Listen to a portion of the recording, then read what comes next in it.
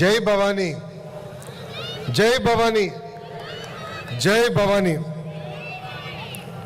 వేదిక మీద పెద్దలు, గౌరవనీయులు, మాజీ ఉపరాష్ట్రపతి వెంకయ్యనాయుడు గారికి, విజయవాడ ఎంపీ చిన్ని గారికి, మంత్రి కొల్లు రవీంద్ర గారికి, అనిత గారికి, సత్యకుమార్ యాదవ్ గారికి, పార్థసాది గారికి, కందుల దుర్గేష్ గారికి, గౌరవనీయులు శాసనసభ్యులు వసంత కృష్ణప్రసాద్ గారికి, కలుపుడి శ్రీనివాస్ గారికి, రాము గారికి, సౌమ్య గారికి, బోండా ఉమా గారికి, నెట్టం రఘురామ్ గారికి, బుద్ధా వెంకన్న గారికి, నాగుల్ మీరా గారికి, తేజస్విని గారికి, మురళి గారికి, బాలకోటే గారికి, British deputy high commissioner carat గారికి, అనురాధ గారికి, పట్టాభి గారికి నా హృదయపూర్వక నమస్కారాలు.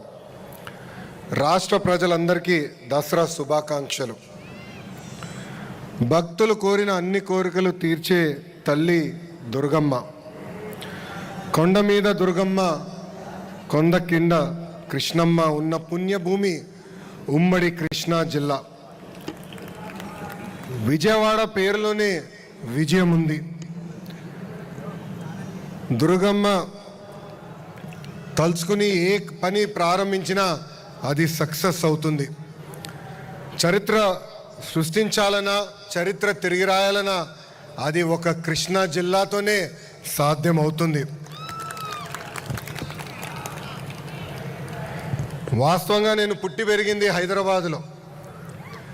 నాకు విజయవాడతో పరిచయాలు చాలా తక్కువ. వెంకయ్యనాయుడు గారిని చూసి పెరిగిన వాడిని. అంటే ఒక పట్టుదల, ఒక కమిట్మెంట్ ఉంటే ఏమన్నా సాధించవచ్చన్న నిజ స్వరూపం గౌరవనీయులు వెంకయ్యనాయుడు గారు. ఆంధ్ర యూనివర్సిటీలో స్టూడెంట్ లీడర్గా అక్కడి నుంచి ప్రయాణం ప్రారంభించిన వ్యక్తి, శాసనసభ్యుడిగా, కేంద్రంలో మంత్రిగా, భారతదేశానికి ఉపరాష్ట్రపతిగా చేస్తాం జరిగింది. తెలుగు భాష కాపాడడానికి అహర్నిశలు పోరాడిన వ్యక్తి వెంకయ్యనాయుడు గారు. ఆయన పోరాటం వల్లనే ఈరోజు ఆంధ్ర రాష్ట్రంలో గవర్నమెంట్ ఆర్డర్స్ అన్నీ కూడా తెలుగు భాషలో ఇస్తాం జరుగుతుంది. నాయుడు గారు ఒక పని అనుకుంటే అది అయ్యే వరకు ఆయన వదిలిపెట్టారు. నాయుడు గారిపై మాటలతో కానీ లేదంటే వాదనలో గెలిచిన వారు ఎవరు ప్రపంచంలో లేరు. మేము ఎవరు మాట్లాడినా 10 నిమిషాల తర్వాత బోర్ అనిపిస్తుంది. కానీ వెంకయ్యనాయుడు గారు మటుకు గంట సేపటి ఉపన్యాసం ఇచ్చినా చాలా సరదాగా ఆడియన్స్ అందరినీ నవ్విస్తూనే ఉంటారు. ఆయన వాస్తవంగా ఆయన ఏజ్ ఒక నంబర్ మాత్రమే. ఆయన స్పీడ్ చూసి ఈరోజు కూడా నేను అసూయపడుతున్నా. ఎప్పుడైనా చూసినా పని పని పని తప్ప వేరే ఆలోచనలో వెంకయ్యనాయుడు గారికి ఉండదు. నేను చాలా సందర్భాల్లో చెప్పా, గౌరవ ముఖ్యమంత్రి గారితో స్పీడ్లో పోటీ పడాలనుకుంటున్నా, ఇప్పటికీ నా వల్ల అవట్లేదని. అదే పరిస్థితి ఇప్పుడు గౌరవ వెంకయ్యనాయుడు గారితో కూడా ఉంది. స్వర్ణ భారతి ట్రస్ట్ ద్వారా వైద్యం, విద్య, స్కిల్ డెవలప్మెంట్ పెద్ద ఎత్తున ఆయన ప్రోత్సహిస్తున్నారు. వాజ్పేయి గారు కానివ్వండి, అద్వానీ గారు కానివ్వండి, మోడీ గారితో కూడా పనిచేసిన గొప్ప నాయకుడు గౌరవనీయులు వెంకయ్యనాయుడు గారు. ఈరోజు సొసైటీ ఫర్ వైబ్రెంట్ విజయవాడ ఆధ్వర్యంలో విజయవాడ ఉత్సవాలు మనం నిర్వహించుకుంటాం జరుగుతుంది. మన సంస్కృతి, చరిత్ర, కళలు అదేవిధంగా ఈ తరానికి తెలియజేసేదానికి అహర్నిశలు ఈ ఉత్సవం పనిచేస్తుంది. రాష్ట్ర దేశవ్యాప్తంగా ఉన్న కళాకారుల్ని, వాళ్ళ కళల్ని ఇక్కడ ప్రదర్శించేదానికి ఒక అద్భుతమైన అవకాశం, ప్లాట్ఫామ్ ఈ ఉత్సవం. సుమారుగా 3000 మంది కళాకారులతో అతి పెద్ద కార్నివల్ కూడా విజయవాడలో మనం నిర్వహించబోతున్నాం.